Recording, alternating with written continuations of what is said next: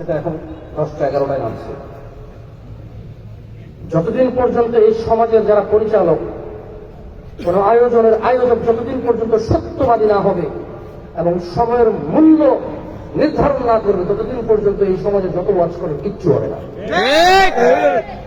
যেদিন 1:30টায় খুতবা শেষ, মানে 1:30টায় খুতবা শেষ হবে, সেদিন অনেক মানুষ আর রুকু ধরতে হবে না, সে প্রথম রাকাত থেকে নামাজ পড়ে। কারণ ওই ছেলে জানে কোনদিন 35-এ খুতবা শেষ হয়, কোনদিন 40-এ হয়, এজন্য সে 30-এ আসে না, কোনদিন সে 25-এ এসে রুকু পায় না, কোনদিন সে 30-এ এসে 50 পর্যন্ত অপেক্ষা করা লাগে, সে মসজিদে আসে না।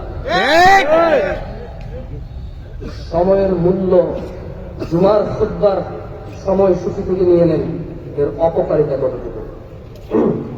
আমি কোরআনুল কারীম থেকে 2-4টা আয়াত বলে আজকের বক্তব্য সমাপ্তি করব।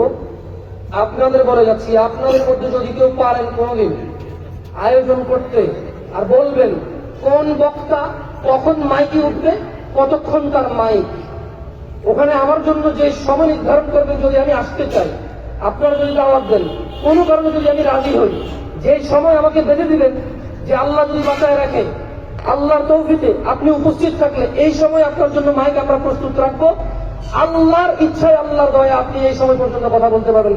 সেটা ইনশাআল্লাহ যে সময় নির্ধারণ হবে আমার সাথে, যেটাতে আমি আর আপনি এগ্রি থাকবো, ওই দিন ইনশাআল্লাহ যতটুকু সময় নির্ধারণ চেষ্টা করবো, আমার তৌফিক ইল্লা বিল্লাহ, আল্লাহর দেওয়া তৌফিক অনুযায়ী আল্লাহর বিষয়ে কথা বলার ইনশাআল্লাহ। ইনশাআল্লাহ আজকে পারবো না, আজকে রাত 10টা-50 ভাবে শেষ হবে ইনশাআল্লাহ। আউযু বিল্লাহি মিনাশ শাইতানির রাজীম।